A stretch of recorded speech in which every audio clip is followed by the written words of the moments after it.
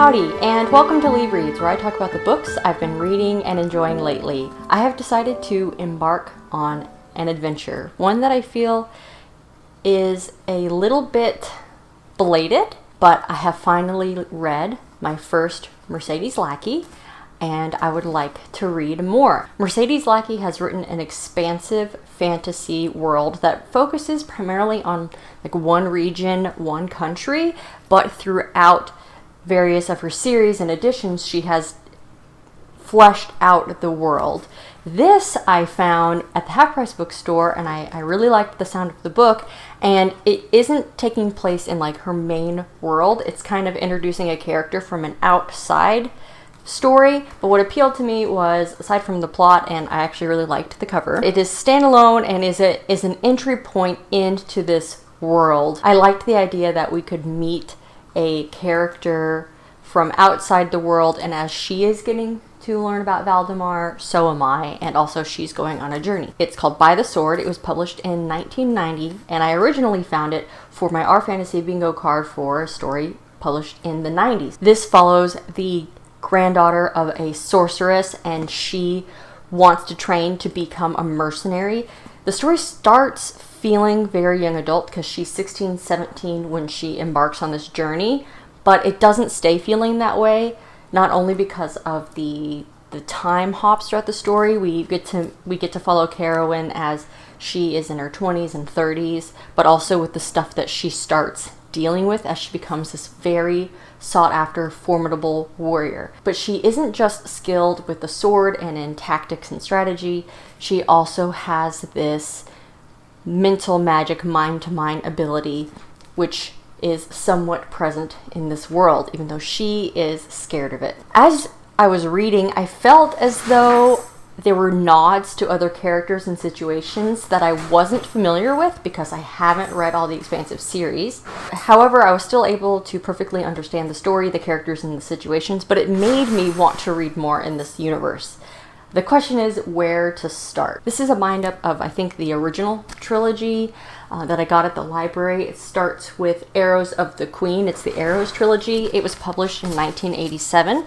But if you look back through titles available by Mercedes Lackey, even if you can't read all these clearly, that's a lot of series. And what she has done is, sure, things were published as she wrote them, but then she would go back and write the histories, and you would get to see how these legends came about, what really happened in the story. There's a little bit of discussion about what is the proper reading order. Should you read it chronologically, starting with these histories, or should you read it in the publication order, which is what I think I may start. So I have context in place as she's introducing these other histories. I already have context in the real world for kind of what she's alluding to, and that was what I found on Reddit that was suggested. Be that as it may, the story following Talia, so this Arrows trilogy, the beginning of the Heralds of Valdemar, and there are many others following that. I mostly wanted to ask, for all of you who have read Mercedes Lackey,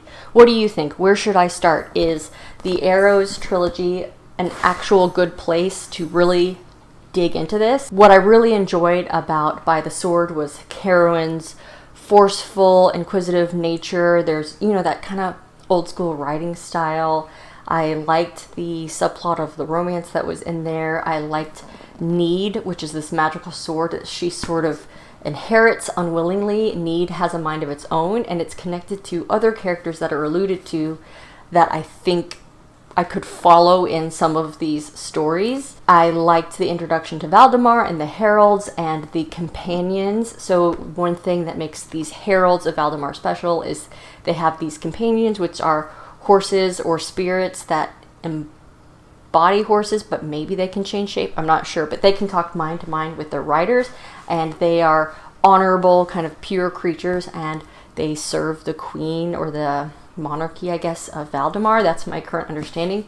I'm sure I will learn a lot more in the Arrows trilogy. The main character here is Talia, who is somewhat alluded to as this grand figure in the book I have read, By the Sword, and so this is going to be her, I guess, foundational story.